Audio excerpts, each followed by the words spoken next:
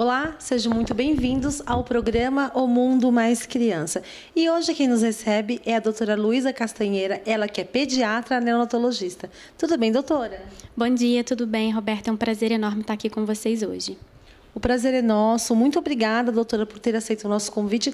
E hoje a nossa pauta é um assunto bem interessante, com muitas dúvidas. Vamos falar sobre diarreia infantil. Doutora, e o que pode causar a diarreia infantil? Então, Roberta, antes da gente falar sobre o que pode causar a diarreia, é importante a gente definir o que é a diarreia. Então, a diarreia, ela consiste quando há mais de 3 episódios de evacuações líquidas num período de 24 horas, ou também a gente pode considerar quando há uma mudança no padrão da consistência das fezes nas crianças, principalmente em bebês pequenos, né? A diarreia ela pode vir acompanhada de vômitos ou febre, mas não é necessário que isso aconteça.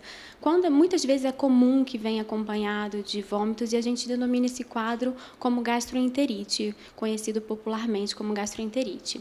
A gente classifica a diarreia de 3 formas, né? Então, ela pode ser aguda, quando ela dura até 14 dias.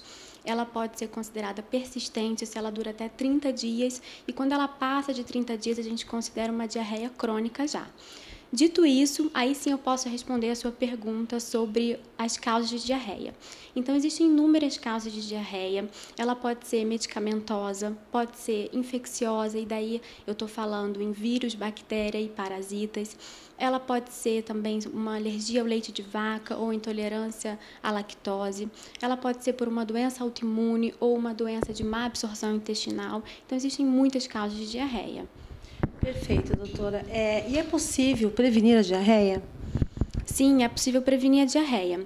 A melhor maneira de prevenção é através de medidas socioeducativas e ambientais, como, por exemplo, o fornecimento de saneamento básico e água tratável para toda a população, como medidas de higiene familiar, como a promoção de lavagens de mão, de utilização de álcool em gel, através também de fiscalização de estabelecimentos que vendem comida, como supermercados, açougues, restaurantes.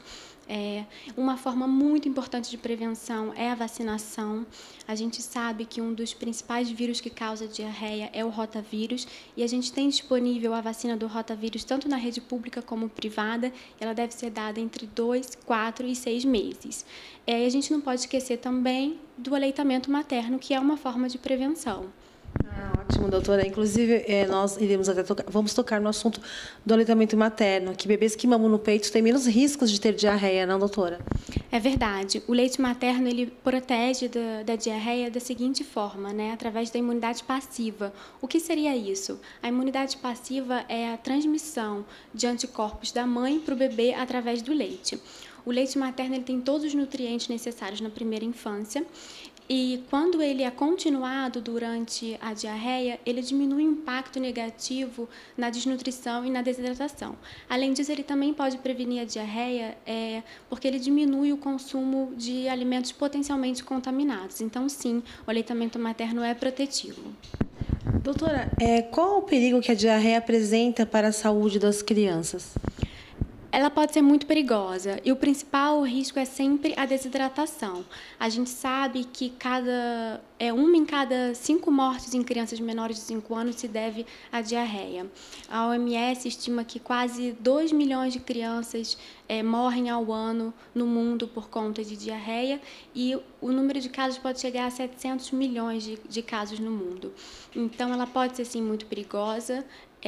A mortalidade infantil reduziu muito depois da introdução do soro de reidratação oral e da vacinação, mas ela continua a ser um importante problema de saúde pública.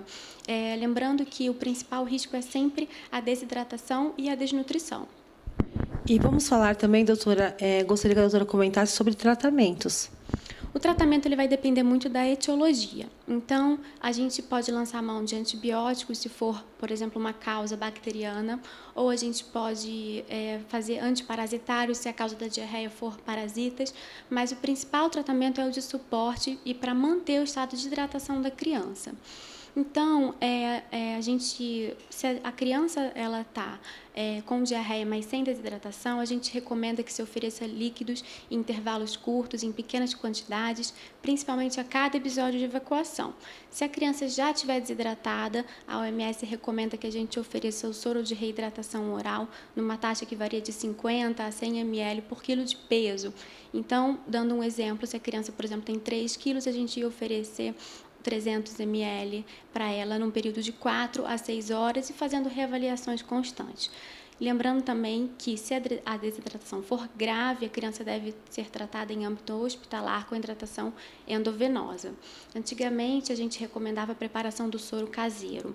Hoje em dia, o Ministério da Saúde ele tem um preparado já pronto e fornece para a população, porque existia muito erro na preparação, isso acabava atrapalhando em vez de ajudar. Então, hoje o Ministério da Saúde tem esse soro pronto, disponível para toda a população.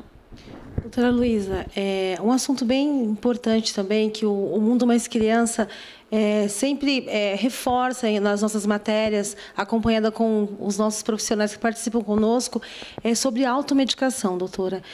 Nós sabemos que, muitas vezes, por falta de conhecimento, por falta de orientação, muitos pais automedicam as crianças. Eu queria que a doutora falasse um pouquinho sobre o perigo da automedicação, nesses casos com diarreia. Sim, é muito perigoso. Não existe um tratamento específico para diarreia.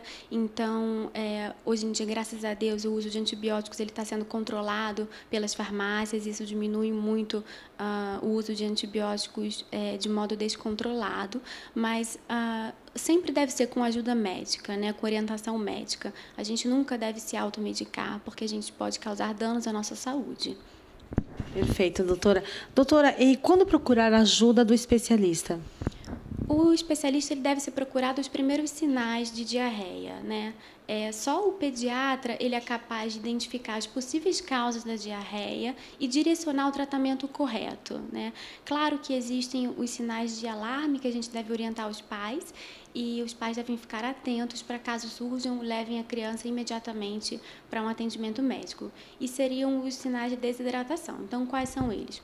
A criança que chora sem lágrima, que está com pouca saliva, que não está urinando, que tem um turgor da pele mais diminuído, que está com olhos fundos. Então, esses são sinais de alerta importantes que os pais devem ficar atentos e procurar imediatamente atendimento médico. Doutora, muito obrigada pelas suas informações preciosas e a sua participação aqui no programa Mundo Mais Criança. Eu que agradeço, Roberta, foi um prazer enorme. Eu vou ficando por aqui até o nosso próximo encontro, o Mundo Mais Criança. A informação com responsabilidade, aqui você acha.